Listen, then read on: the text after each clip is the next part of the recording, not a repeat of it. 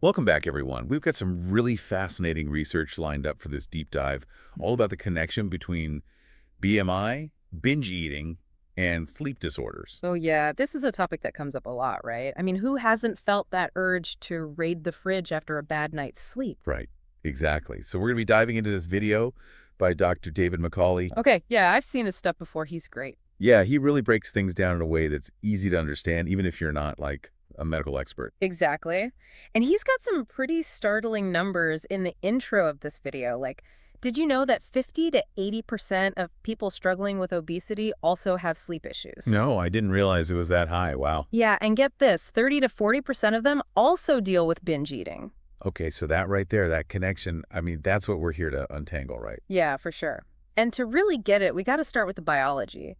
How lack of sleep messes with our hormones. Okay, so hormones, I mean, they control a lot of stuff in our bodies, but what does that have to do with, like, sleep and eating? Well, there are these two key hormones that are all about regulating appetite, ghrelin and leptin. Okay. Ghrelin is the one that makes you feel A hungry. hunger hormone, right. Yeah, exactly. And when you don't get enough sleep, ghrelin levels go up by almost 15%. Whoa, so I'm actually, like, way hungrier when I'm tired. It's not just in my head. Nope, not just in your head at all, it's real. And then on the flip side, leptin, that's the hormone that tells you when you're full, it actually goes down by about 15.5% when you're sleep deprived. So that's a double whammy. You're extra hungry, Yeah, and your body's not telling you to stop eating? exactly. It's a recipe for overeating, for sure. Okay, so that's hormones, but what about, like, our metabolism? Does sleep affect that too? Oh, yeah, big time. When you don't sleep well, your metabolism gets all messed up. You burn fewer calories during the day, but then you need more energy, like an extra 250 calories to keep going. Wow, so it's like a double whammy with the metabolism too? Pretty much, yeah. You burn less, but need more. It creates this energy surplus that can lead to weight gain over time. Makes sense. So lack of sleep makes us hungrier, messes with our metabolism, anything else. Well, there's also our circadian rhythm, our internal clock. Right. When we don't sleep well, that rhythm gets all out of whack, and that affects everything, even down to like when we eat. You mean like the timing of our meals? That Oh, matters too. it does. Think about shift workers, people who are constantly eating at odd hours because of their schedules. That can really throw those hunger and fullness hormones out of balance. So even if you're eating healthy food, if you're eating at weird times, it can still mess you up. It can, yeah. Yeah. It's all about working with your body's natural rhythms. Okay, so we've got all this biological stuff going on, but what about our actual behavior? Like, how does being sleep deprived change how we eat? Okay, so think about the last time you were super tired. Were you craving a salad or something, a little more tempting? Definitely not a salad. I'm all about the comfort food when I'm exhausted. And you're not alone. That's really common. When we're sleep deprived, we tend to crave those high calorie, carb heavy foods, the sweets, the salty stuff. So it's not just that I'm hungrier, it's that I'm actually craving different kinds of food. Exactly. It's like your brain is saying, give me energy, N-O-W. Okay, but what about portion control? Why do we eat more even when we know we're full? Is it just a willpower thing? That's a great question. And it seems like when we're sleep deprived, our body's ability to recognize those fullness cues gets all messed up. There is this one study where, get this, people kept choosing larger portions even after they had already eaten almost all their daily calories. Really? So they were basically stuffed, but they still wanted more. Yeah, it's like their brains were saying, keep eating, even though their bodies were saying, I'm done. Wow, that's wild. So our brains are working against us when we're tired. In a way, yeah. It's like willpower goes out the window and those cravings take over. Okay, so we got the cravings, the portion distortion. Is there like an emotional component to all of this too? Oh, absolutely. We'll get into that more after the break, but yeah, our emotions play a huge role in how we eat, especially when we're sleep deprived. All right, well, we'll be right back after a quick break to dive deeper into that emotional side of things. Okay, so before the break, we were talking about how lack of sleep can really mess with our eating habits. Yeah, those cravings, the portion control going out the window, it's a recipe for disaster. Totally.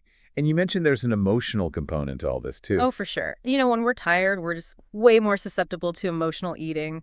like reaching for that pint of ice cream after a stressful day. Exactly. It's like our willpower just takes a nosedive when we're exhausted. I've always wondered though, is it just that we're giving in easier or is something else going on like in our brains? It's not just you. Sleep deprivation actually increases our emotional response to food, especially in the reward centers of our brains. So it's like those comfort foods are even more rewarding when we're tired. Exactly. And that, combined with the stress and exhaustion we're already feeling, makes it so much harder to resist those cravings. It's like a perfect storm of unhealthy eating habits. It really is. So far, we've mainly focused on how lack of sleep affects our eating. But what about the other way around? How does being overweight impact our sleep? That's a great point, and it's something Dr. McCauley really emphasizes. It's a two-way street. So it's not just that people who are overweight might have unhealthy sleep habits. There's actually something about having extra weight that disrupts sleep. Exactly. Think about it this way. Extra weight, especially around the abdomen, can physically obstruct your airways. Making it harder to breathe while you're asleep. Right.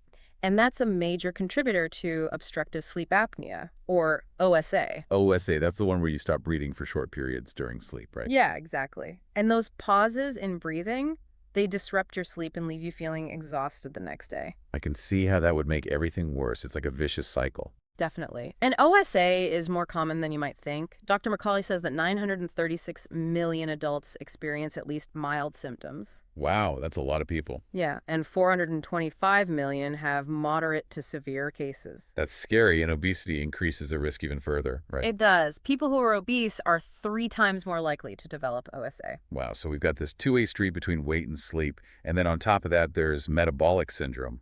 How do those pieces fit into this puzzle? Well, both sleep quality and obesity are strongly linked to metabolic syndrome. Metabolic syndrome, that's the cluster of conditions that increase your risk for heart disease, stroke, diabetes, all that. Exactly. And here's where it gets really interesting.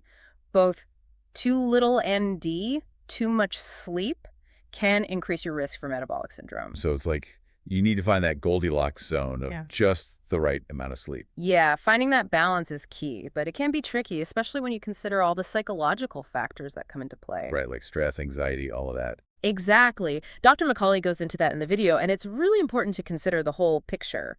Let's talk about stress for a minute, because it seems like that plays a huge role in both our sleep and eating habits. Oh, absolutely. Chronic stress elevates our cortisol levels, and that can really wreak havoc on our appetites and our sleep. It's like a domino effect. One thing leads to another. It really is. And Dr. McCauley even mentioned that higher cortisol at the start of weight loss treatment is linked to increased binge eating. So it's like stress is setting us up for failure from the get-go. Yeah, it can definitely feel that way. And then there's depression and anxiety. Those can't help either, right? Nope. Poor sleep can make those conditions worse, and then those feelings can lead to more sleep disruptions and unhealthy coping mechanisms like, you guessed it, emotional eating. It's a vicious cycle. It really is. Mm. And we can't forget about body image. That can play a role too, right? Absolutely. Body image dissatisfaction is actually a major trigger for eating disorders. I could see how that would tie into everything else we've been talking about. Yeah, it's all connected, and it just highlights how important it is to take a holistic approach when addressing these issues. It's not just about losing weight or getting more sleep. It's about taking care of our mental and emotional health too. Exactly. And luckily, there are a lot of things we can do to break free from these cycles. Dr. McCauley outlines some really practical strategies in the video. Okay, so we've talked a lot about the problems, but what about the solutions? What can we actually do to improve our sleep, manage our weight, and feel better overall? Well, that's what we're going to dive into next, so stay tuned. Okay, so let's get into those solutions. I mean, we've talked a lot about the problems, but what can we actually do to, feel better and get a handle on all this? Well, Dr. McCauley actually lays out some really practical strategies, Okay, good. starting with something we can all do, Oh. which is prioritizing sleep hygiene. You mean like making sure we have a good sleep routine? Exactly. Things like setting regular sleep and wake times, Oh, okay. creating a relaxing bedtime routine, Yeah, I've heard about that.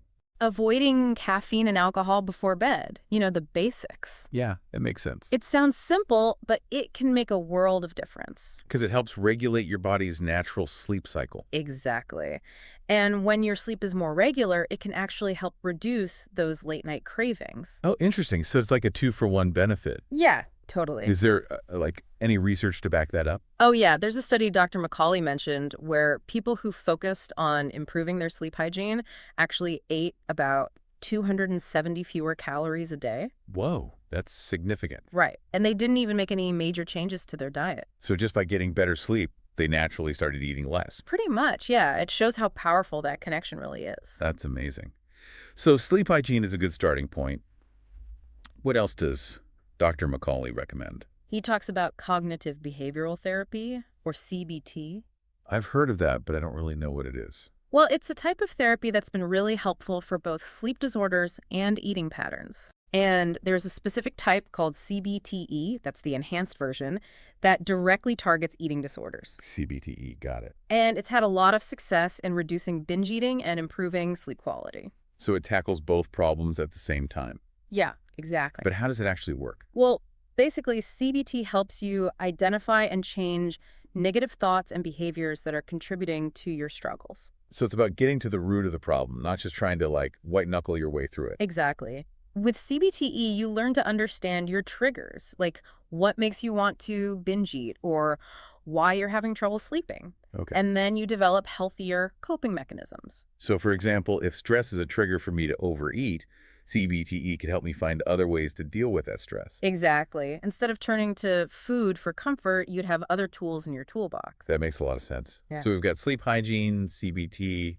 any other strategies, especially for weight management. Yeah, so Dr. McCauley stresses that improving sleep should be a part of any weight loss program. Okay, so it's not just about diet and exercise.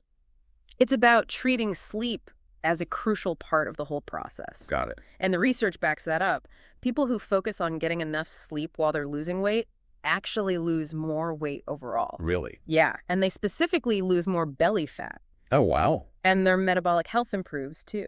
So it's like sleep gives your body a boost in the weight loss process. Exactly. It's like setting yourself up for success. That makes a lot of sense. But what about preventing these problems in the first place? Is there anything we can do? Oh, absolutely. Dr. McCauley is a huge advocate for early intervention, especially for eating disorders. Okay. He mentions a program called FREED. Freed.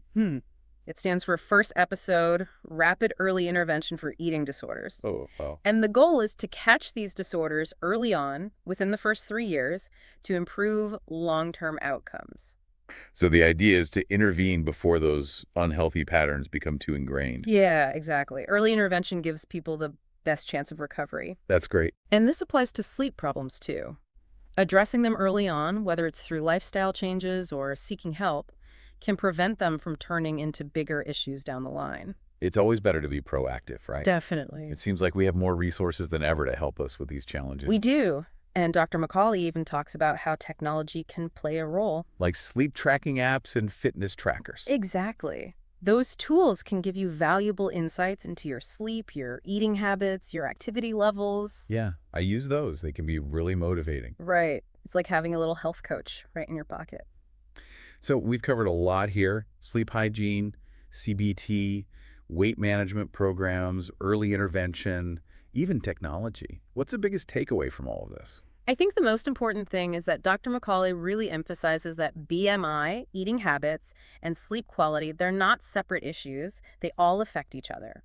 So we can't just focus on one thing in isolation. No, we need to look at the whole picture, take a more holistic approach to our health. It's all connected. Exactly. And with that in mind, Dr. McCauley leaves us with a really thought-provoking question. Okay, what is it? He says, now that you're aware of these connections, what one small change could you make in your routine to improve your sleep or eating habits? Think about it. That's a great question. It puts the power in our hands, right? It does. It's not about making huge changes all at once. It's about starting small. Exactly. Maybe it's setting a consistent bedtime, or cutting back on caffeine, or being more mindful of portion sizes. Or creating a relaxing bedtime routine, or swapping out those sugary snacks. Right. There are so many The possibilities. key is just to start somewhere, right? Exactly. Any step, no matter how small, is a step in the right direction. I love that. It's empowering to know that we can make a difference, even with small changes. And those small changes can add up to big results over time. So to everyone listening, what's one small change you can make today? Think about it, write it down, tell a friend, hold yourself accountable. And don't forget, there's support out there if you need it. Exactly. Whether it's a healthcare professional, a friend, a support group, you don't have to go through this alone. That's so true. We're all in this together, right? We are. All right, well, that's all the time we have for today, but I hope this deep dive has given you some valuable insights and some motivation to prioritize your health. Yeah, me too. Remember, it's all about those small steps, those consistent efforts that add up over time. Thanks for joining us, and until next time, keep diving deep and keep learning.